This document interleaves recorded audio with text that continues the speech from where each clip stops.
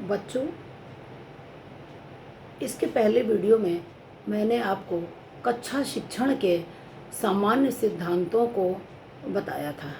ये 5 सामान्य सिद्धांत मैंने आपको इसके पूर्व वीडियो में बताए थे, जिनको कि मैंने उस वीडियो के प्रथम भाग में बताया था। आज मैं आपको कक्षा शिक्षण के अन्य सिद्धांतों को इस वीडियो के द्वितीय भाग में बताना चाहूँगी। तो देखिए, ये कक्षा शिक्षण सिद्धांत निम्नवत है। जो 5 सिद्धांतों का मैंने आपको पहले ही वीडियो में बताया था। इसके पश्चात जो छठा हिंदी कक्षा शिक्षण का सिद्धांत है वो है रुचि का सिद्धांत। इसके पश्चात 7वां सिद्धांत है कक्षा शिक्षण का, वो है क्रियाशीलता का सिद्धांत। 7वां सिद्धांत कक्षा शिक्षण के अंतर्गत जो है वो है आवृत्ति का सिद्धांत। 8वां सिद्धांत कार्य विभाजन का सिद्धांत और 9वां सिद्धांत स्वयं संशोधन का सिद्धांत और जो 10वां सिद्धांत है वो है आवृत्ति का सिद्धांत। तो अब हम बात करते हैं छठे सिद्धांत की, जो कि है रुचि का सिद्धांत।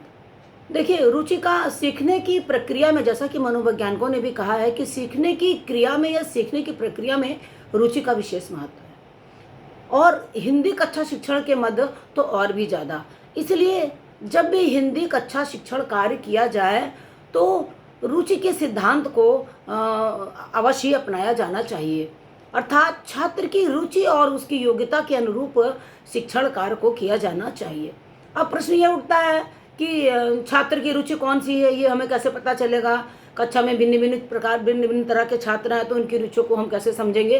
तो कक्षा शिक्षण में रुचि को जागृत करने के लिए या अपनी विषय वस्तु को सही ढंग से छात्र को समझाने के लिए सर्वप्रथम बच्चों के अंदर जो रुचि को जागृत करना है, उसके लिए हमें जैसे कि चित्र दिखा करके बच्चों को विषय वस्तु से संबंधित, या मॉडल दिखा करके, या पोस्टर दिखाकर, या कहानी सुना करके, या विभिन्न प्रकार की सहायक सामग्रियों को अपना करके रुचि के सिद्धांत को अधिक प्रभावशाली बनाया जा सकता है। तो ये था कक्षा शिक्षण का रुचि का सिद्धांत। इसके पश्चात जो दूसरा सिद्धांत आ रहा है वो है व्यक्तिगत भिन्नता का सिद्धांत। देखिए, बीएड प्रथम सेमेस्टर का जो 3rd पेपर आपका था वो था शिक्षा मनोविज्ञान। उसके अंतर्गत आपने व्यक्तिगत भिन्नता को अवश्य ही पढ़ा होगा। अब व्यक्तिगत भिन्नता से तात्पर्य यह है, जैसा कि हमारे मनोवैज्ञानिकों ने कहा है, कि जैसा हम जानते हैं कि कोई भी 2 व्यक्ति मानसिक, शारीरिक और संवेगात्मक रूप से एक जैसे नहीं होते, अर्थात किन्हीं भी 2 व्यक्तियों का मानसिक, शारीरिक और संवेगात्मक विकास एक जैसा नहीं होता है। तो जब इन 2 व्यक्तियों का एक जैसा विकास कोई भी नहीं होता है, तो ये बात स्वतः स्पष्ट है कि हर 2 व्यक्तियों में व्यक्तिगत भिन्नता पाई जाती है। आपने भी देखिए, सामान्यतः देखा होगा कि अपनी क्लास में देखा होगा कि कोई बच्चे ऐसे होते हैं जो बहुत ही अधिक मतलब तीव्र बुद्धि के होते हैं। कुछ भी क्लास में बताया जा रहा है तो उसको सरलता से सीखते हैं, उसको बहुत जल्दी सीख जाते हैं। इसके विपरीत कुछ बच्चे सामान्य बुद्धि के होते हैं जो सामान्य गति से सीखते हैं। यहाँ हिंदी भाषा की बात हो रही तो हिंदी भाषा कार्य को वो समान गति से सीखते हैं। कुछ बच्चे ऐसे होते हैं जो मंद बुद्धि के होते हैं, वो धीरे धीरे आपके द्वारा सिखाए हुए कार्य को सीखते हैं। तो कहने का तात्पर्य है कि हिंदी भाषा शिक्षण के मध्य हमें व्यक्तिगत भिन्नता के सिद्धांत को अवश्य ही अपनाया जाना चाहिए।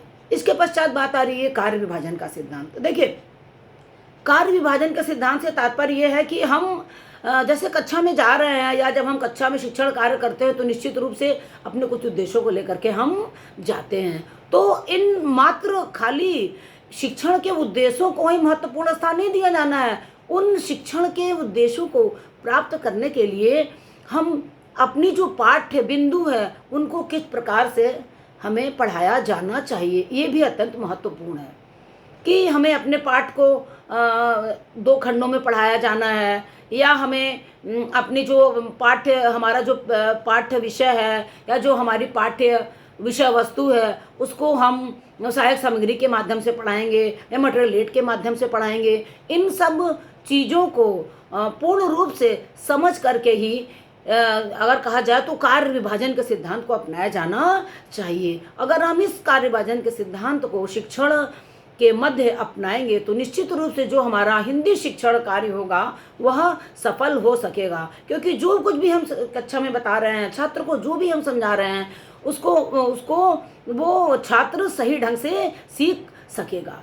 इसके पश्चात जो अन्य शिक्षा का सिद्धांत आ रहा है वो है आवृत्ति का सिद्धांत। देखिए, आवृत्ति शब्द से समझ रहे हैं आप, मतलब दोहराना, अर्थात कोई भी विषय वस्तु है या कोई भी कार्य उसको पुनः बार बार दोहराया जाना। देखिए, हम ये जानते हैं कि कोई भी कार्य है, अगर उसको हम आवृत्ति बार बार करते हैं तो सीखने की ये बहुत अच्छी एक प्रक्रिया है कि बार बार आवृत्ति करने से हम उसको, या हमारी सीखने की प्रवृत्ति और भी अधिक प्रबल होती है, हमारे अंदर सीखने की जो क्षमता है वो अधिक ज़्यादा हो जाती है, और हमारा भाषा ज्ञान, हमारा भाषा कौशल का या अन्य ज्ञान का जो भी कक्षा में दिया जा रहा है उसका विकास सही ढंग से होता है। तो हम ये कह सकते हैं कि इस सिद्धांत को अपना करके, या इस सिद्धांत को अपना करके हम अपना हिंदी शिक्षण कार्य अगर करेंगे तो शिक्षण कार्य हमारा बहुत ही अधिक प्रभावी होगा, और छात्रों को जो कुछ भी हम बताना चाह रहे हैं, जो कुछ भी हम बताना चाह रहे हैं वो छात्रों के लिए बोधगम्य भी होगा।